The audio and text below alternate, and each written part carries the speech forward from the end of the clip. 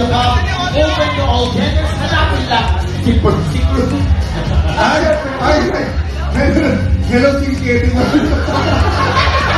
Ayan, ano ba lang sa investment?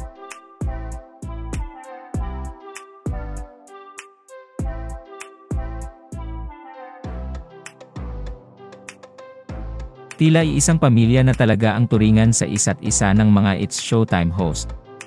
Mapapansin nga ito sa pagiging close ng mga host na napupunta sa bardagulan at asaran.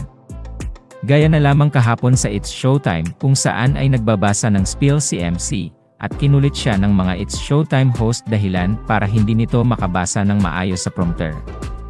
Narito at panoorin natin ang nasabing video kung saan ay pinagtripan ng It's Showtime family si MC. Open to all genders, hanapin lang si Percy. Hello, si Kevin. Ayan, ano ba lang sa investment? August entrance o kaya naman ay sa mga susunod na Sigagawad ba? Feb 2 sa Central Mall, Batangas.